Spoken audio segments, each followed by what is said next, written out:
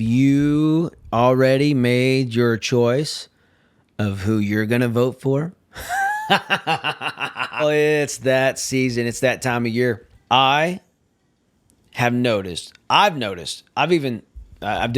a couple of videos on Trump. All right. Number one, I don't think Trump is a Christian. So listen to this. Hold on. Let me make sure this is unmuted. Because now, we're talking about today. I'm just here to inform you. Listen to what he says. It shocked me, but pay attention to it. Fellow Christians, either Donald or Kamala Harris. Now, I don't agree with this dude said. I'm not voting for Kamala, okay? She's evil, 100%, a liar, and we're not going down that rabbit trail, but just listen to what he says beyond his stupidity right here. Will be our next president. Neither one of them is perfect, but we can't vote for this dude. I don't agree with everything that Kamala Harris stands for either, but I will be voting for her because the goal is to be like Jesus, and this ain't it. Watch this. And again, Christians, get out and vote just this time. Now listen to what he just said, just this time, okay? Crawl with me here. You won't have to do it anymore. 4 more years, you know what? It'll be fixed, it'll be fine. You won't have to vote anymore, my beautiful Christians. I love you, Christians. I'm not Christian. I love you. Did you hear what he said? I love you, Christians. I'm not Christian. So for all of you out there going nuts, talking about he's the chosen one of God, he just professed out of his mouth that he is not a Christian. Now, he loves Christians. That's great. Good for you. Okay? And did you hear what he said? Just this 4 more years and you won't have to vote, it'll be fixed. Now, think critically here. If this was Joe Biden that said that, it wouldn't have been so understandable and clear. But think about it. How quickly would you have been, oh, what is he trying to say? What is he trying to do? Think with a clear mind and critical thinking. Use your brain cells. Get out. You got to get out and vote. In 4 years, you don't have to vote again. We'll have it fixed so good you're not going to have to vote. In conclusion. So that was something that I found interesting. But here is, now, if you are a black American, okay, you voted for, and maybe you've been voting Democrat for a long time. We'll get real political for a second, okay? You have probably been trained or brought up to hate Republicans, whatever they stand for. Doesn't matter. You were told that Republicans are coming after you, okay? Let me tell you, Abraham Lincoln was not a Democrat, okay? Think about it. Look it up. Don't just take somebody else's word for it. Don't take my word for it.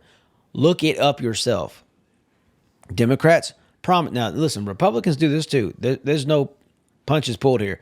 Republicans do this too. Let's back up even further. Politicians promise and they try to get the vote. That's their job. Well, that shouldn't be their main job, but apparently today it is. But listen to what this guy says. And this preacher we're about to listen to, straight up, is saying the truth. So listen to him, whether you like it or whether you don't. At least listen to this. Send me a note. Send me a letter. Email it to me. Do it any way you want to. I'll keep it private, however you want to. But I invite you to send me one law that President Trump passed in 4 years that was against the Bible. It is said that those of us who are ignorant of history, or if we ignore history, we will repeat history.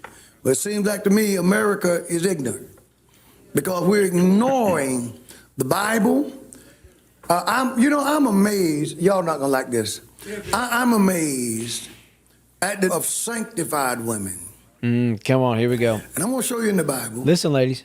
Of sanctified women whose now new model is Kamala Harris.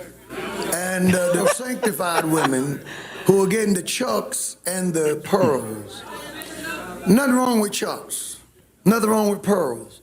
But when a woman who endorsed and performed California's first same-sex marriage can be a model to a sanctified woman. I don't That's the believe point. you're sanctified. That's the point. Come on.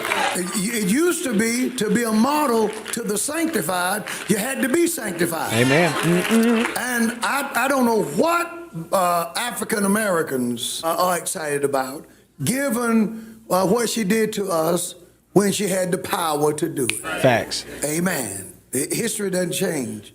Now what we can do is we can pretend not to remember. There. And pretend not to know, and pretend it's a new day. But I noticed this, with the memory problems and the forgiveness and the move on only applies one way. A Democrat can kill us all and say, I'm sorry, and we'll go along with it. A Republican can save us all, and we still stay mad. Yeah. There's something wrong with that. There's something wrong with that.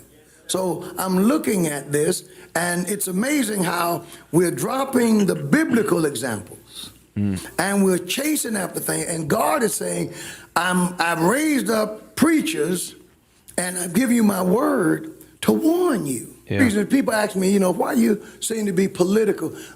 I'm not into politics. I don't even like politics.